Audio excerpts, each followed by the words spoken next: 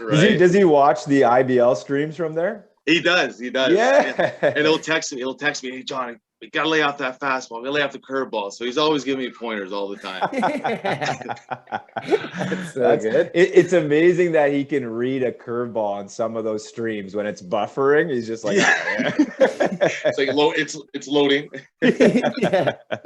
Welcome, people, Choo-choo. coast to coast. Choo-choo. You know where to find us. We are the Bushmen, and we have a awesome episode for you. We have my brother there, a couple technical difficulties just on audio, but maybe I'll pass it over to my boy Ramon, Mr. F1. He was in Montreal last weekend. How you doing, Jabron? I'm amazing. I survived rainstorm, hot weather, made it back in one piece. Cheers, ready to go. Nice. And I'm, of course, G Hill in the house, but we also have the conductor. Choo, choo. Choo, choo. Got the whistle. We got that Bushman gear. This man from Mississauga, Ontario, he's a 12-year veteran of the IBL. He's got, and here's an interesting stat for you folks, over 400 hits and a career 257 ERA in the IBL. I don't know how many people can say that. Your boy, the conductor, Jonathon Solazzo, are you in the house? I'm in the house, guys. Cheers. Thanks for having me. Cheers. Welcome to the Bush Banter, and thanks for having us. I guess first off, before we get into the baseball and like learn about your come-ups and everything, I wanted to ask you, we obviously nicknamed you the conductor. Maybe you can share with the people like a little bit, beyond what that story is, this kid's involvement with the train community. Yeah, no, of course. So I work at CN Rail as a conductor. This year was my 10th year working there. And thank you. Big accomplishment. Yeah. All they gave me was a little pin. That's all they gave me. That's all they got. A little 10-year pin. That was it. I know. But yeah, no, I work in Vaughan, and my job is to build the trains. So our boss we have a service track tower. We have a radio, and he calls us. He's like, Solazzo, we need this power switch this way, build the train, and it's due out for 2-3 o'clock. And that's it, man. That's the grind on midnights, man. It's tough. That's so crazy. So literally after a 9-inning game in the pits on Wednesday night, when you're running off, you're heading off up to Vaughan to go build some trains. Yeah, I'm going to Vaughan, build some trains, quick shower, and go. Yeah. You know what? I've been late a couple of times so far because we've been a little short lately, but they've been cool with it. They've been letting me work through it and not touching the pay, so that's good. Awesome. Nice. Well, like I said, whenever this guy comes up to bat, we got the choo choo conductor thing, and one of my favorite clips I ever saw on our social was after a huge win by the Leafs. We get a clip from Solazzo on the train. I hope this doesn't get you in trouble. No, you're good. But he goes, I hope we get one of these at the pits after a home run. And he literally pulls the train whistle and you hear that, choo, choo. So definite shout out for that. But so that's awesome. So yeah, obviously it's getting to the baseball. This guy has been in the league for quite some time. 372 games played, 407 hits, 69 homers, 309 RBIs, a career 289 hitter, but you also have one triple. So I want to know if you do remember that. It was in 2014 in Hamilton. Honestly, I can't forget my only triple in 12 years. I can't. I definitely hit one down the line in Hamilton at Bernie Arbor Stadium, and I knew it was going to be a double, and I hit it right in the corner, and the outfielder went over there to grab it, fumbled it a little bit. So I was rounding second base. The third base coach, let's go, Solazzo, let's go. Head first slide, the only head first slide I've ever done in my life. And that was my first triple in the IBL. Wow. Yeah. That was awesome. Hey, that is one super highlight, but I think there's one that tops it. I believe Solazzo came in, shut down the game pitching, and then hit a walk-off home run to win, which is probably the greatest highlight in Leafs history. That has to be, yes. Tell us about that. Ray and I were actually up, like to give some background, we were up at a cottage, so we weren't at the game. and we're watching the thread. We're hearing from the boys. We're looking at point streak, and we're just like, wait, the Leafs came back? And then we're like, wait a second, Solazzo pitched? Wait, he hit a walk-off home run? We're like, what happened there? So I'm playing third base the whole game, Yeah. and I'm looking down the bullpen. We're short arms, and I'm always been bugging Tops. I'm like, Tops, you gotta throw me in, man. I want to pitch. He's like, yeah, don't worry, we'll use you. You're not really a pitcher, but Papa Tops is always there, always saying, get Solazzo on the bump. We need him. So, anyways, I think I was up next at bat, and Tops comes out to me. He's like, you know what, just be you. Just, swing. You're a big, strong guy. Just see the ball, hit the ball. Just win this game for us. I'm like, all right, okay. I'll try my best, right? And, but yeah, prior to that, Tops throws me in to close the game there. And honestly, I was nervous. I was, nerve-wracking. I go up on the mound, all I got is a fastball and, a rinky-dinky changeup. It's not so special. These guys can obviously catch up to the fastballs these days, right? So it's all about deception. Right. And I closed the door. I think I gave up a hit or something like that. And That's all right. Yeah, right. So I come back in. Tops is like, all right, now Lazzo. Yeah. So Our sideline reporter, Elliot. Yeah. El? We lost him. The robot. You gotta remember that. All right. Three. I'll fill in the three gap. bunt attempts. Oh, go ahead. All I'll right. fill in the gap. I know where Elliot's going with this because I do remember him telling us avidly afterwards is that apparently, so guys tried to bunt on you 3 times in a row in that inning. It's like What they was don't up know. with that? Like I play third base every single game. These guys are trying to bunt on me when I'm trying to pitch. You know what I mean? I don't understand, right? So and I'm looking at them. I'm like, come on, guys, like get a base hit or try to get a walk or try to get on base, right? Make the game go longer. But obviously that didn't happen. Shut the door down. They were clearly scared of your fastball and mediocre changeup. They didn't want to face it. I just had to show them I had something off speed other than the fastball, that's right? awesome. Well, let's get into like kind of how you started. So you're from Mississauga, and maybe even before that, like were you playing multiple sports as a kid? Like who got you into baseball, and maybe how did that get started? Yeah, so as a kid, my parents put me in basically every sport, baseball, hockey, soccer, I mean, you name it.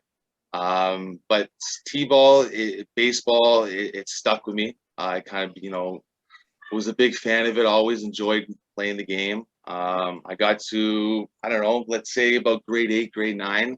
That's when both sports, they both train all year round. And my dad's like, look, like, it's very expensive. You got to pick a sport. If you want to play hockey, I'll support you. If you want to play baseball, pick baseball. But you can tell he wanted me to lean more towards baseball. That was his thing, right?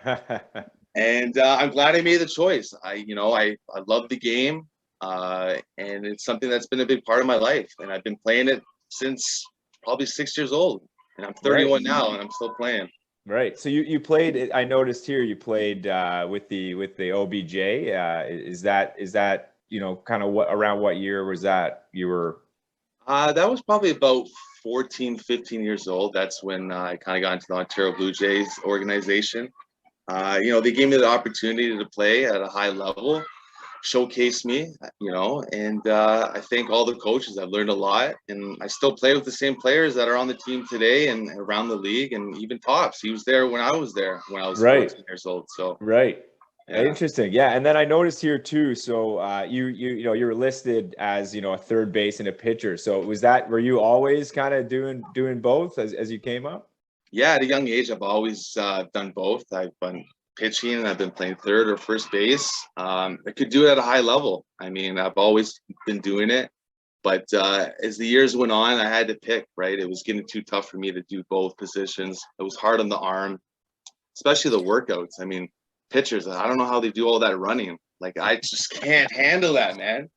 Yeah. But no, I like doing it. I like pitching. I still do. It's just the arm's not there anymore. It's tough. Still recovering from last year, man. Are you serious? Like the lasers that you were putting in from third base across to first, I'm pretty sure the arm is still there. I'm saving the bullets these days now. Nice. And then I did notice you committed to Erie Community College. Did you end up going there, or how did that play out?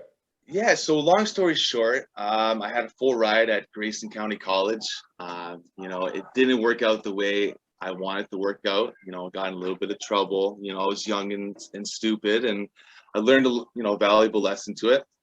And I came back after a year, and I wanted to get back into baseball. I'm like, I just can't stop playing, right? So I found a school close to home, Erie Community College. Gave that a go, but school's not my thing. It was never my thing. And I felt like I was just wasting, my time and my parents' money and time too, right? So at that point, my dad emailed me and he's like, "Hey, Solazzo," he's like, he called me Solazzo. He's like, "Jonathan." He's like, "Jonathan." He's like, "Look," Solazzo. he's like, "There's an opportunity at CN Rail. Send in a resume and see if you can get in." And I've tried 4 or 5 times, and I finally got in. And I said to the Erie community coach there, I said, "Look, like, I got a better opportunity. I'm gonna go, work and make a career and start the life, right?" Nice. So, yeah, Nice. So I guess that does segue to, your debut in the IBL. Like we said, folks, he started in 2010, and unfortunately, it wasn't with the Leafs. That's later on in his career, but debuted with the Mississauga Twins. You only played there 1 year. You had your 3 games that you pitched in. I noticed you had a 0 ERA with 3 strikeouts in 5 innings. And the bat, it wasn't too hot. 26 games played. You batted a buck 90, and you only played there 1 year. And then obviously, I'll switch to where it went after that. But how was it? Like you said, you were playing community college, you're thinking about trying to get on with your life and career, and you joined CN, and then so how did you get introduced to the IBL opportunity? So basically, a guy I used to play with baseball with, his name's Darnell Duckett. He kind of got me into the whole IBL. His dad was the recruiter. He's been asking me to play for Mississauga for the longest time. And I was kind of hemming and hawing, right? I didn't want to play. I was still didn't know what I wanted to do. I was still not over the whole college experience, right? So, but gave the opportunity to go play with Mississauga. And, those guys were a good group of guys, solid ball players. But that was the time where Brantford was just unstoppable. They had a juggernaut team, right? So, dude, what happened to that team, man? It's tough. I don't know how many rings they won, but going from that to like and whatever, it's tough. It's got to be tough on the organization. I feel for them. Guelph was there. Guelph was there that one year too, right? Where they didn't win a game or couldn't field the team, right? So it happens to everyone, right? Yeah. So you switched from Mississauga to Hamilton, where you played for the next 4 years. I did notice that the Hamilton Cardinals in your first year were actually the Hamilton Thunderbirds. So why did they switch from Thunderbird to a Cardinal? So back in the day, I guess they were always called the Hamilton Cardinals, right? And they had an elite program called Hamilton Thunderbirds. And I guess they wanted to continue that team's name moving forward. And they had the nastiest jersey. It was like a white mesh jersey cut off so you can roll the sleeves a little bit. Nice. It was nasty. And I think it was just that my first year was the Thunderbirds. And then the next year, it was new ownership. They wanted to bring back the old school Hamilton Cardinals look and all that. So Nice. Yeah, your best season there, like you said, you played for 4 years, was in the summer of 2013. You really took off, batted .368, 8 home runs with 23 RBIs. You also had 2 steals, which we got to get that back in your game. We got and then on the pitching side of it, this guy goes 9 games, .79 ERA, 14 strikeouts to 5 walks. What was humming for you that season down in the Hammer? You know what? That was the year where I got protection. I didn't feel like I had to produce or put everything on my back to kind of, win the games, right? And it's tough mentally, physically. We got a lot of guys to help out, and I just felt more relaxed at the plate. I was seeing the fastballs. I had nothing to lose. And especially pitching, you know, they put me in to close the game. That's where I like to shine, come in, shut the door down, you know, throw the fist pump, you know, all that good stuff. But Nice. but no, it was a good year. It was probably my best year in the IBL at that time, right? So you're telling us there was a Shohei Ohtani before there was Shohei Ohtani? Yeah, there was one at the good old Bernie Arp Stadium, man. That was me. That was me. Oh, that's awesome. That's awesome. Yeah. So then obviously leads to the Leaf years, right? So he starts in 2015. You know, like I said, he's been here now 8 campaigns. Your first year with the Leafs, you batted .344 with 7 home runs. And at that time, a career high, which it still is to this day, with 32 RBIs. You were like you said, more focused on the batting. You didn't do a lot of pitching with Toronto, but what a hell of a way to welcome yourself to Toronto. And also, you know, what was working for you that year, but also was Tops just all over you? Like, how did you end up with the Leafs? So it's a bit of a backstory there. But, you know, me and Tops, after I guess I graduated the Ontario Blue Jays, you know, there was a little bit of an incident. He wasn't really a fan of me. And I remember I was playing for Hamilton. The hothead young Lazzo. Did you throw knuckles with somebody? No. So I get my first game at the pits there, and Tops comes up like a bulldog running at me at center field, just jawing at me back and forth, right? I'm like, this is my first game in the IBL. Like, Tops, my bad. I thought we were boys, you know, but everything's cool. It was smooth over. But how I got on the Leafs was Walton Berry. He's been asking me, he's like, Solazzo, he's like, come play for the Leafs, so I kind of try to work a trade. So at the time it was Brett Van Pelt. I don't know if you guys remember him, the left-handed pitcher. I don't think you guys were there at the time yet. It was just before us. Yeah, we're like what are we, Ray? Like 2017? I think probably 2017 was probably our first years coming in. Yeah. So Walton Berry worked out a trade to send me and Brett Van Pelt over to the Leafs, and I don't know who the Hamilton guy. I think it was some Dominican and some, you know, Jack's money on the side. I don't know, but that player never made it over to Hamilton, and I don't know. Just a fleece job by the Leafs. Just a couple of golf rounds at that random golf course that you get. IOU Lamborghini. Yeah, you're gonna want to keep that one. That one's really useful. That's amazing. Well, but yeah, and then you know, we squashed it, me and Tops, and you know, it was just smooth sailing after that, right? It was a pleasure. It was I knew, like, looking down at the jersey, how much history there was behind this Leaf logo, and you know how proud it is to play for this team. You know, there's so many greats, and I remember when I was a kid on the hill watching the Leafs play back in the day, right? So it was a special honor for me to be on the team, and you know, I wanted to take advantage of it, right? Yeah, 100%, 100%. And how was it with how were your experiences with Jack Domenico? Was he as spicy as we could just imagine in our heads? Jack would always call me and say, Solazzo, he's like, you suck. I'm going to send you, he's like, and he always say, he's like, I'm going to send you back to Hamilton, and I'm going to trade you for a pack of their stinky sausages that they cook and try to give to us. He's like, you're done. You're cut. You're done. I'm like, that's how you would Jack, ask I went if 2 back for 4 another year. He was a tough guy, but you know what? Speaking of Jack, like, he was always there for me, you know, even through tough times that I was dealing with on the side. Like, he would call, I won't pick up. He would call the house phone, I won't pick up. He'd call my dad's cell phone. He's like, Jonathon, Jack keeps calling. Can you please talk to him, right? But he just wanted to be there for you and talk to you and just make sure that, like, you're okay mentally, physically, right? Yeah, it's hard love, right? It's I'm sure, you know, he did that because he cared, right? You know, Big time. Although it probably sucks, like on the 4th time he's trying to get a hold of you, you're like, okay, fine. As soon as you put it to your ear, you suck today. I'm gonna He's like, those sausages, I'm taking them out of the freezer. I'm trading you.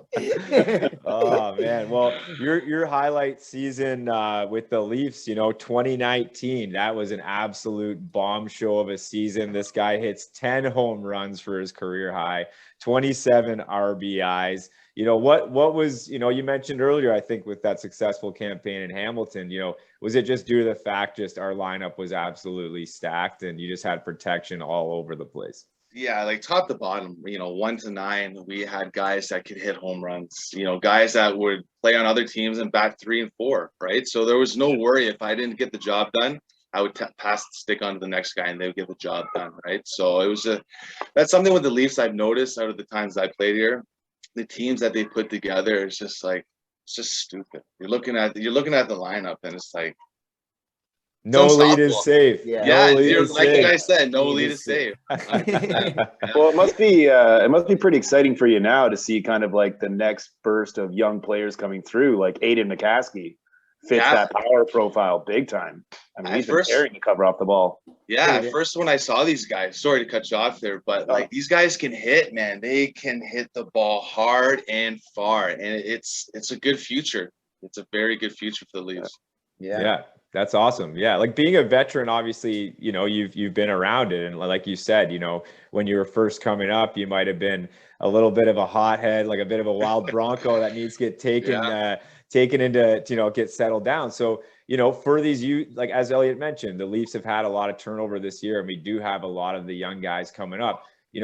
How has that role been? Maybe being kind of more of a mentor figure for some of these guys who have never been in the IBL. Yeah, I mean, I tell these young guys too when they ask me questions and stuff like that, like, it's a different league compared to what they're playing for or their college in that fact. I mean, these are guys, these are men, you know what I mean? There's no hot dogging. If you hot dog, you're going to get a fastball into the bat. You know what I mean? Right.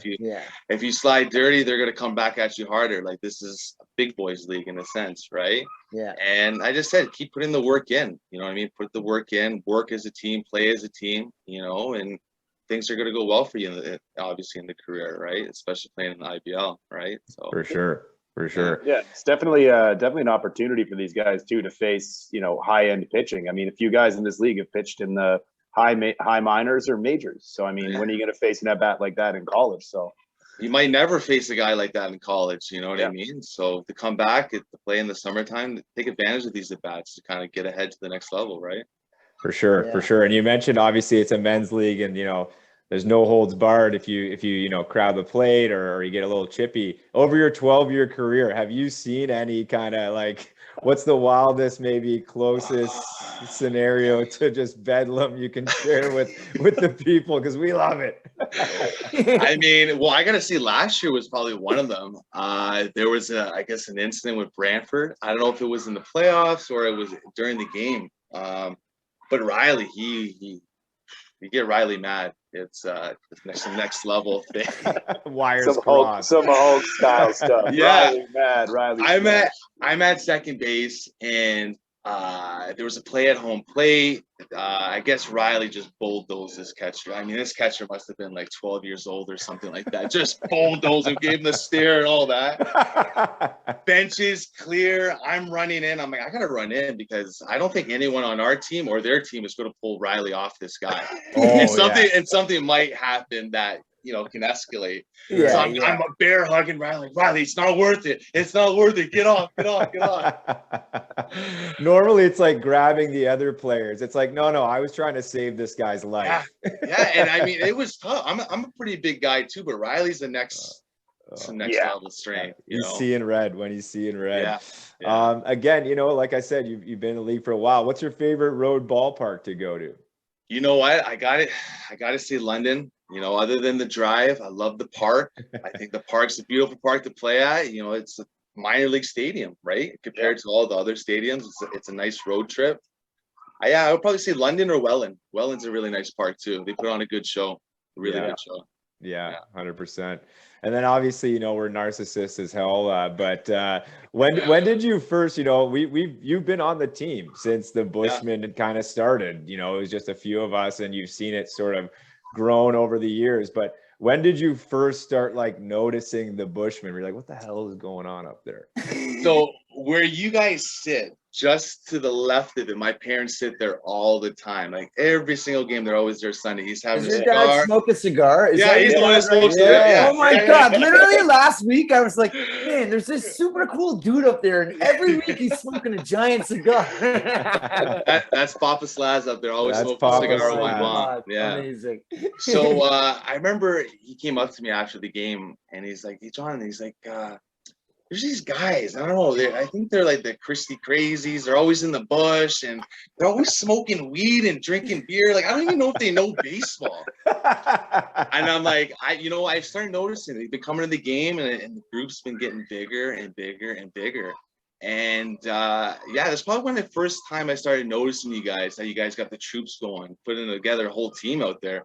Yeah. It's Well, Right. just in definitely been case. snowballing this year. Yeah. It's definitely been getting crazy, and especially the Wednesday night games. And Oh, we yeah. just want to, that literally this has been our goal the whole time, is to bring this energy to this baseball team, right? Like you guys put Yeah. on an amazing show. The games are always entertaining, win or lose. We never leave and we never stop. You guys are always there right till the end, right till the end. And you guys bring so much energy. Like, we love to play. Like, I'm always sitting on my little cooler and I'm always beside Pedro, our trainer, and we're always laughing at the things you say. I'm like the third baseman's like, I just feel bad. Like, That's exactly what Takamatsu said. He's like, "Oh man, there was this one game, the third baseman made 5 errors, and I got to third, and he's like, I'm not having fun anymore." And Tak's like, "Yeah, I can't help you, man." Yeah. Lazo, you must have loved it on Sunday when you hit that double right over the center fielder's head after he was trying to big time. I love all that. game. Gideon, we see you. Gideon. Gideon, you were getting and, a little he's fancy with your pirouettes out there. He The hits little a bit of big the- home run. He hits a big home run. He pimped it out and he looked at us.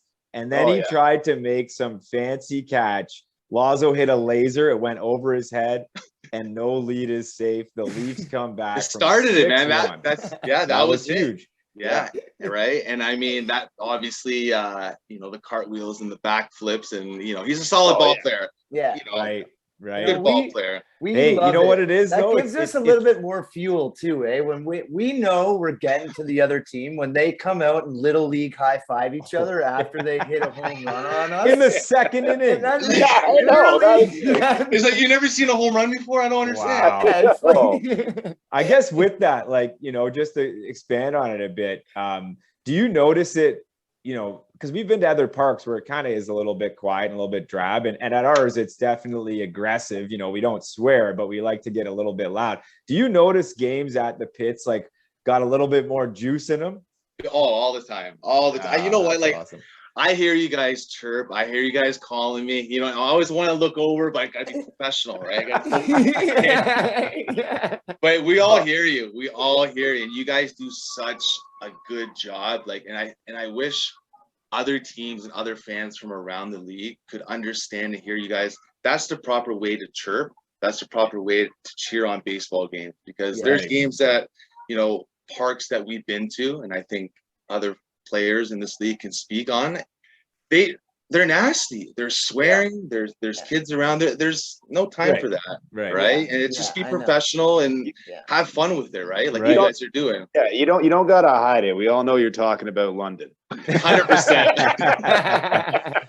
Yeah. Well, the thing is, you took the words right out of my mouth. Yeah. Well, the thing is, what we realized when we started doing it is it actually takes a little bit more brain strength to muster out a chirp. Like, anyone could just say "F you, you effing," whatever, right? Yeah. And we've noticed that. That's interesting you say that, Lazzo, because when we started doing this, the heckling. I remember the first game we saw a Kitchener player who went to go take a leak in the washrooms behind it at the back of Christie Pitts, and he's coming around. He starts coming up the hill, and it's like 4 of us, and I'm like, okay, what's going on here? And he comes up and goes up to Ray and goes, "Dude, I love what you guys are doing. This is amazing." Because like you said, it's just old school baseball heckling. There's no swearing. We have our allegiance to the Leafs. We're going to chirp you on the Kitchener side. but there's a sort of a mutual respect there, right? Oh, Which yeah. is, you know, just all you ask for. 100%. I mean, you guys obviously, you know, everyone knows you in the league. You know what I mean? You're getting your full spread article in the Toronto Sun. Photographers taking photos. Not a The big the baby deal. bush is coming up now. I mean, like, Not a big So deal. good, so Not a big good. deal. I Boys, appreciate it. we only got like, Appreciate it. you know, 6 or so minutes left. I have a couple rapid fire ones for Lazzo here. So and then you guys chime in. So furthest home run you've ever seen or done yourself, whether in the pits or any other park? I gotta say, Justin Mara 1 year. I'm pretty sure he had a home run tape into measure. to the tape measure into the dugout on the other side in the T-ball diamond. It was stupid. It was That's just sick. jaw dropping. That's sick. That's Well, sick. Favorite Leaf moment. Didn't you follow that up with a home run as well? I Like did. an equally I did. deep home run. I remember that one. That was a man. I did. shot. Yeah, yeah. Favorite Leaf moment that you've had in obviously your 8-year career. Oh, you know what? I gotta say, making it to the IBL finals for the first time with the Leafs. My first time, right? Yeah. So I think that was pretty special. It didn't work out the way we wanted it to be, but it was special. It was a good Did you guys playoff get run. after it in the dressing room out in Barrie after you kicked their ass in game 2? We were strictly professional. We were What was that locker room like after witnessing that Sean Riley 13th inning walk-off home run? You guys must have been blowing it up in there. It was electric. I had my phone on me. I was texting my supervisor, like, look, I can't come into work yet. I just hold on, find someone to film me. Like, I just can't. And it just kept going longer and longer. Dustin shut the door down. I'm like, who's going to win it? It's going to be Connect, Marcus, Attack. Who's it going to be to win it? And Riley just hits his bomb, like, bomb. And everyone was going crazy. You guys are going nuts. The fans, it was... it got chills right now. I do too. I do too. On our social page, I've rewatched. There's a clip that Cooper Lamb, you know, he wasn't playing, but he's hanging out with Greg Carrington on the sideline, and he filmed it just after Riley hit the home run. So you can see Riley going around the bases. He's yelling. He like pans up to the bush. There's beers flying everywhere. Like, it was just like, That's the best way, man. That's the best way. I literally blacked out for like 15 seconds after he hit the shot, and when I like kind of came back to, I was just hugging some random lady. I don't know who you are, but this is such a good game. Unbelievable. What's your walk-up song? Like, if you might probably mix through a few through the years. Yeah, well, you got a little new Spanish jingle going on right now. Yeah, that's what we want to hear. What's going on? So that's so my girlfriend, she's Mexican Spanish, and obviously Spanish music has been on the playlist a little bit more than usual these days. And it's Cinco de Mayo every day. Yeah, exactly, right. And she showed me this vacation song that we heard in Mexico, and I'm like, this is my walk-up song. I was like on the resort. I'm like, now batting number 17. I'm like, this is it. This is money. I'm taking it. That's so good. Well, it did pretty well for you last week with that double, man. That was pretty solid. What about pregame in the locker room? Like, you know, give the people a window. Like, is everyone kind of quiet, dialed in? Is it like just a rave? Like, what's going on? I would say we got the music bumping. You know, Lewis or Nagorski's on the beats there. Oh, the new guy. Nagorski. He's got more of the you know, and then Lewis is more the chill, laid back. Nice.